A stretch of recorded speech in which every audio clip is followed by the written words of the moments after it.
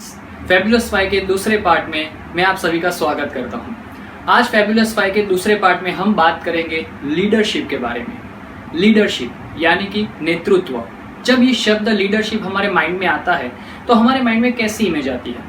जैसे कोई political leader हो या फिर कंपनी का कोई सीईओ या ऐसे ही कोई बड़ी पोस्ट पर कोई इंसान होता है, उसी की इमेज हमारे माइंड में आती है। लेकिन ये तो लीडरशिप का एक छोटा सा मीनिंग है। अगर मैं लीडरशिप का मीनिंग थोड़ा सा आगे बढ़ाऊं तो उसमें हम सब शामिल होते हैं। हम सब कहीं ना कहीं अपने काम में, हमारी पर्सनल लाइफ में, फैमिली लाइफ में, या फिर मैं कहूँगा कि हम एटलीस्ट अपनी खुद की जिंदगी तो लीडर है ही। और इसीलिए एक लीडर का जो काम होता है कि सही दिशा में सबको लीड करना, तो हम हमारी जिंदगी के लिए वही तो कर रहे हैं कि हम हमारी जिंदगी को एक सही दिशा में लीड कर रहे हैं। यानी कि हम सब में, चाहे हम काम में हो या पर्सनल लाइफ में, हमें हमारी लीडरशिप क्वालिटीज को डेवलप करना बहुत ज़रूरी है। और उसी के बारे में आइए कुछ बातें करते हैं। एक सही लीडर जो होता है वो हमेशा सबको अप्रिशिएट करता है। हमें भी अपने आसपास जो भी लोग होते हैं उनको अप्रिशिएट करना बहुत ज़रूरी है, चाहे गलती हो या ना हो, क्योंकि हम इंसान परफेक्ट नहीं है और इसलिए गलतियां होना आवश्यक है। लेकिन हम एटलीस्ट उनके एफर्ट्स के लिए तो उनको अप्रिशिएट कर सकते हैं, क्योंकि अगर कोई हमारे लिए कोई एफर्ट लगा रहा है तो उसको मोटिवेट करना बहुत ज़रूरी है। दूसरी बात कि जब कोई भी इंसान कोई गलती करता है, जैसा मैंने कहा कोई परफेक्ट नहीं है तो गलतियां होती ही रहती है, तो गलतियां होने पर उसको कभी डांटना नहीं चाहिए या फिर एक दबे हुए गुस्से से भी उसको कुछ कहना नहीं चाहिए। क्योंकि जब हम किसी को किसी की गलती के लिए डांटते हैं या गुस्सा करते हैं तो हम उसको एक ही मैसेज दे रहे हैं कि अब की बार तू जीते या हारे, लेकिन एटलीस्ट तू सेफ खेल। यानी कि उनको हम रिस्क लेने के लिए मोटिवेट नहीं करते। और जब तक कोई इंसान रिस्क नहीं लेता तब तक वो अपने अंदर के पोटेंशियल को बाहर नहीं ला सकता, कि जो उसको तो फायदा नहीं ही देगा लेकिन हमें भी फायदा नहीं देगा। दूसरी बात यह है दोस्तों कि हमें सबको थैंक यू कहना बहुत ज़रूरी है, चाहे वो हमारे फैमिली मेम्बर्स हो या हमारे आसपास टीम के लोग। थैंक यू कहना इसलिए आवश्यक है क्योंकि जब भी हम किसी के एफर्ट्स के लिए हम थैंक यू कहते हैं तो हम उनको कंसीडर करते हैं, उनके एफर्ट्स को कंसीडर करते हैं कि जो उनको बहुत सारा महत्व देता है। और जब हम किसी को थैंक यू कहते हैं तो उनको उतना अच्छा लगता है कि उनकी नज़रों में भी हमारी रिस्पेक्ट बढ़ने लगती है। दोस्तों, हमें एक लीडर के नाते हमारा माइंड खुला रखना है, हमें ओपन माइंडेड बनना है। और एक लीडर जो होता है वो हमेशा ओपन माइंडेड इस तरह से होता है कि वो सिर्फ अच्छी बातों को आगे नहीं लेता, लेकिन वो उनके क्रिटिसिज्म को भी उतनी ही इम्पोर्टेंस देता है, क्योंकि उसको पता है कि जो अच्छा है वो तो वो ध्यान में रखता ही है, लेकिन जो क्रिटिसिज्म होता है, जो बुरी बातें उनके बारे में कही जाती है, उनकी खामियां कही जाती है, वो भी वो ध्यान में रखता है, जिससे अच्छी बातों को वो और अच्छा कर सके और जो भी उनकी खामियां हैं उनसे वो ऊपर उठ सके। हर सिचुएशन में वो हमेशा अच्छा देखते हैं। हम हो सकता है कि हर सिचुएशन में कोई ना कोई नेगेटिव बातें ढूंढते रहे, कि जैसे कि मेरे साथ ये हो गया, ये कैसे हो गया, क्यों हुआ मेरे साथ ऐसा, ऐसी सब बातें। लेकिन लीडरशिप क्वालिटी यही कहती है कि हमें हर सिचुएशन में हमेशा अच्छा ढूंढना चाहिए। हमें ये देखना चाहिए कि ये सिचुएशन हमारे साथ क्यों आई और इसमें से हम क्या सीख सकते हैं। और अगर उस सिचुएशन में से हम वो बातें सीख लेते हैं तो हमें आगे बढ़ने में बहुत ही आसानी होती है। जैसा मैंने कहा कि लीडर्स हमेशा ओपन माइंडेड होते हैं, वो हमेशा आइडियाज़, ओपिनियंस और सजेशंस को एक्सेप्ट करते हैं। वो इम्प्लीमेंट करे या ना करे वो अलग बात है, लेकिन वो कभी भी रिजेक्ट नहीं करते।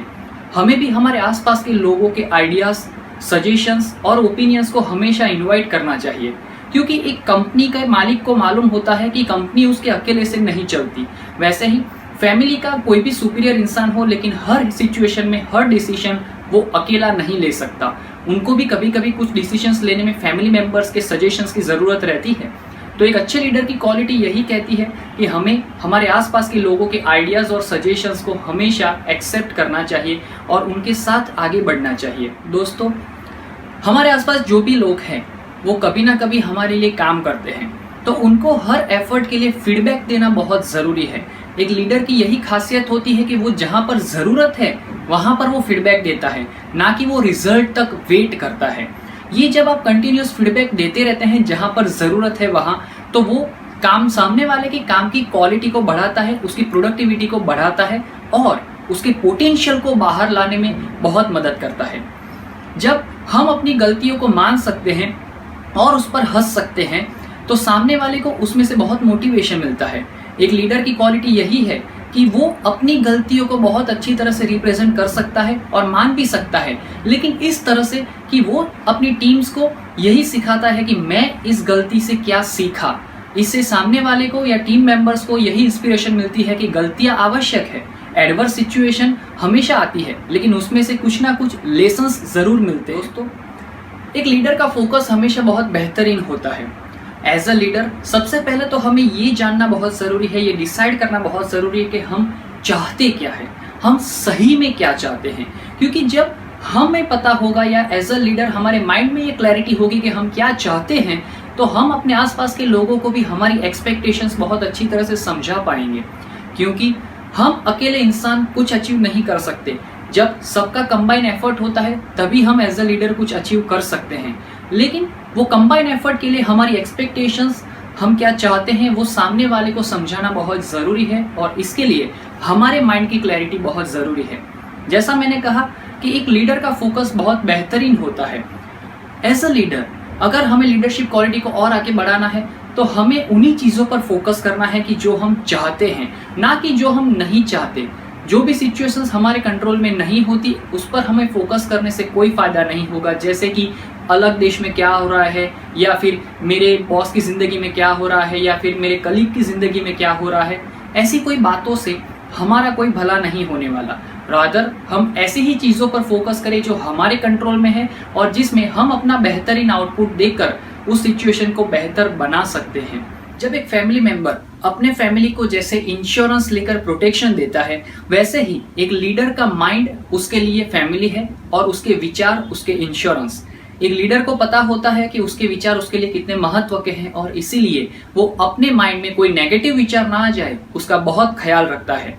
उसके लिए हमें एज अ लीडर अपने आप को बहुत ही अच्छी तरह से अपग्रेड करते रहना है।